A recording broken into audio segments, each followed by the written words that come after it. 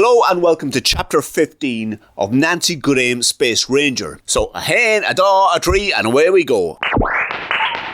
Ah yes, the Hobilogranicker Defense League. It's hard to believe it's been 20 years since I set that up, said Bip. Some time had passed since the murderous nighttime marsupial rampage that had claimed the life of former Jupiterian immigration official Chuz Rondelpeck. European Space Agency mission specialist Nancy Goodame McGinley was slowly drifting into sleep on a large high branch in the tree canopy of the Forest of Proverbs on planet Jupiter, just above a valley known as Pollen Asp. She had European Space Agency mission specialist Bart McMorrow, a Martian sheriff, a Martian waitress/astronaut known as Martina Ruddersplitch, and a Jupiterian known as Gumgallagher Umterwackle/Bip for company. The branch lent itself to slowly falling into a sleep on top of for 4 reasons. It was remarkably wide, it was moss-covered, the surrounding air was warm, and the sounds of the Jupiterian fauna in the forest below had settled into rhythmic low-volume whistling and chirping.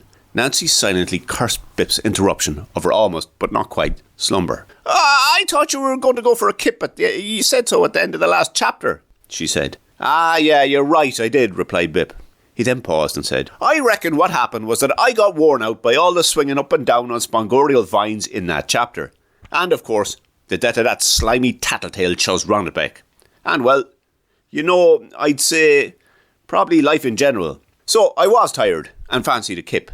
But the thing is that I've just realised that it really bothers me that ye lot know nothing about the Hobilogranicker Defense League, because it's a shame to hate Sosman Barkstaple and not know about the Hobilogranicker Defense League. And at the end of the day, or the beginning of the day, Sosman Barkstaple is the main reason I got the HDL up and running. Nancy knew a long-winded explanation of the origin of the Hobilogranicker Defense League was about to follow. Given the choice between what seemed set to be a long rambling story and sleep, Nancy would have chosen sleep, mostly because the previous day had been a busy one, and partly because the night so far had been no less active.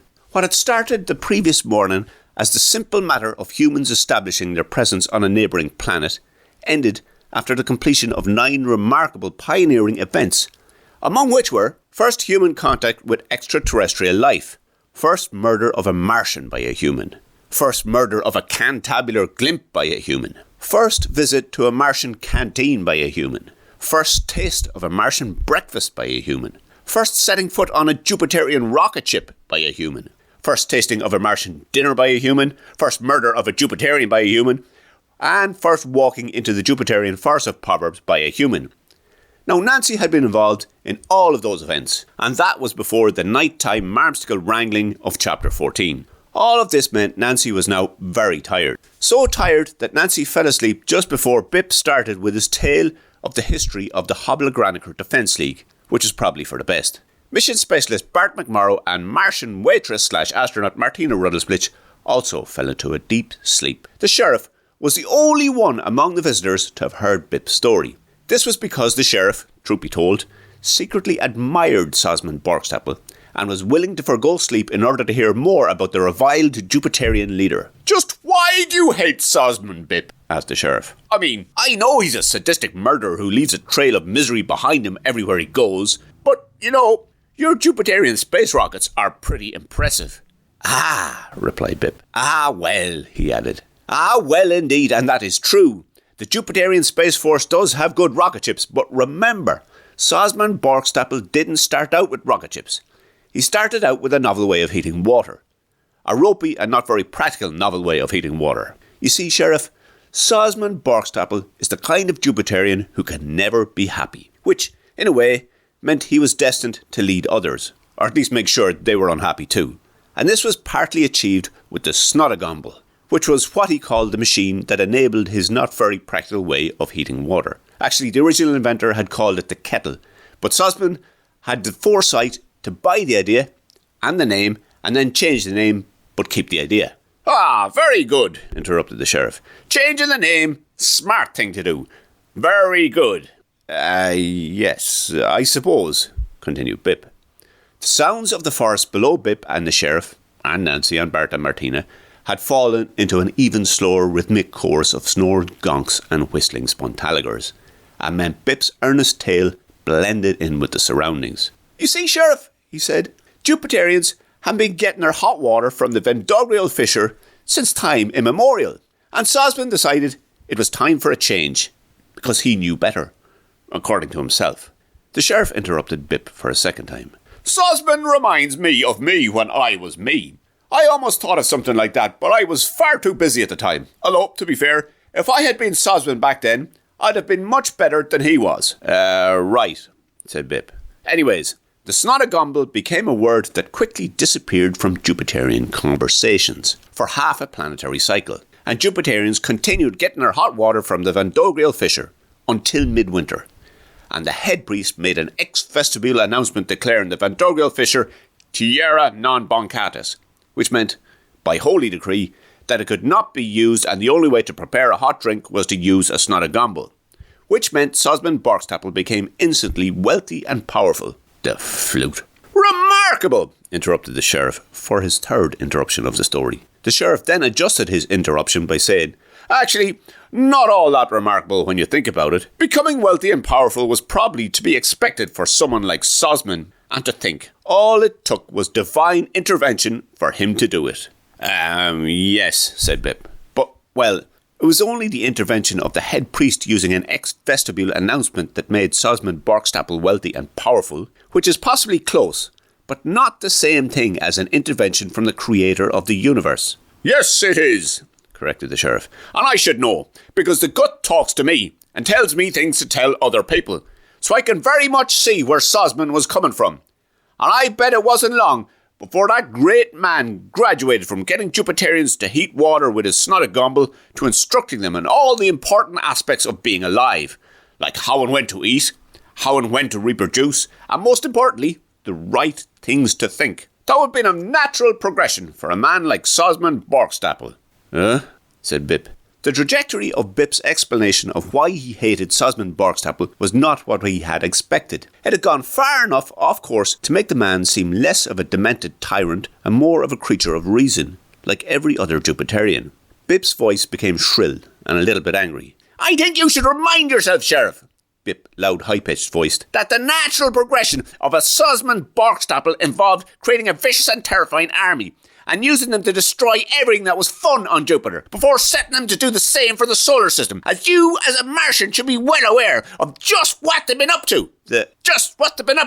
Was the shrillest tone Bip could manage, and it woke Nancy, Bart and Martina. All three of them then heard Bip say, the Sosniaks are always flying their rocket ships over to your planet, Sheriff. And I can tell you this much, those Sosniaks are not going there for the food. You are right, agreed the sheriff. The food on Mars is rotten, he said.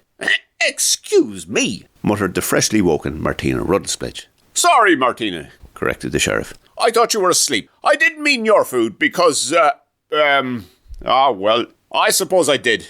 The food you serve in your canteen is disgusting. I can imagine, agreed Bip. Anyway, life under the rule of Sosman Barkstapel became more and more annoying, because Sosman's decrees became more and more regular. So much so that he changed Wednesday to Sosman's midweek missive day, which are an awful dose. That is just your opinion, interrupted the sheriff for a fourth and final time. The midweek missives sound like a fairly good way of getting the thoughts and instructions of a great and wise leader out to Jupiterians, Bip. Because Jupiterians, from what I hear, are thick as planks. And sadly for Sosman Barkstapel, he is, at the end of the day, a Jupiterian, which means he should well know what it means to be stupid, and take it into account when he gives out instructions. Nancy, Bart and Martina silently waited for Bip to reply to the sheriff, but he didn't, partly because he was trying to align an insult to Sosman, which he agreed with an insult to Jupiterians in general, which he disagreed with, and also partly because he wanted to see what the final point the sheriff was making. If I was Sosman Barkstapel, continued the sheriff, I'd have made those midweek missives into an all-week missive, so life on Jupiter could become an extension of my will. The sheriff paused to collect his thoughts, gave a low cough, and went silent. The rhythmic whistling spontaligers on the forest floor far below filled the silence. Bip, Nancy, Bart and Martina waited for him to continue. But, continued the sheriff, I suppose Sosman Barkstapel doesn't have the benefit of being Martian, or of being me, so the midweek missive idea was a good one for him, considering he is a dopey Jupiterian at heart. Jupiterians aren't dopey, interrupted Bip. Ah, now come on, Bip, replied the sheriff. Yes, ye are. You're a bunch of clowns. and Sosman Barkstapple is the head clown. Do you want a slap in the mush, Sheriff? Snapped Bip. His tone of voice had once more reached peak shrill, which would have woken Nancy, Bart and Martina had they not already been awake. What, for insulting Sosman Barkstapple? Asked the Sheriff. I thought you hated Sosman Barkstapple, asked Nancy. Yes, agreed Martina. The man has been trying to destroy the solar system, and the soldiers kidnapped Buttadaw and Flint. He probably had his reasons for kidnapping Martians, replied Bip in a slightly less shrill tone. He paused. Far below the sounds of Jupiterian fauna continued the rhythmic whistling and chirping. Probably. I dunno, continued Bip. But anyways, it's a bit cheeky of ye landed down on Jupiter and insulting the leader of the place. Nancy said, I thought, for a second time, she was sure she had missed an important part of the conversation. I thought, she continued, I thought you wanted to kill Sosman. And that was the reason you set up the, Hobilogranicker Defense League. Yes, I do, replied Bip. And it was. In fact, all 5 of us are going to kill him together. Replied Nancy. We're just here to rescue Buttadaw and Flint, and European Space Agency Mission Commander Jerry Staunton, and, possibly the crew of San Laika too. That'll do, said Bip. And anyways, you'll probably have to kill Sosman Barkstapple to do that anyway. Bip then took a good look around before peering over the edge of the branch down into the forest floor below. Speaking of which, he added, we should get going. You lot must have had enough kip if you're all awake. Plus, morning always comes when you least expect it to. But it's still pitch dark, said Bart. When is sunrise? If I knew that, I'd be a wizard, noted Bip. But don't worry, the morning will surely be along at some stage. And that was chapter 15 for your sins, and 16 is next week. Thank you.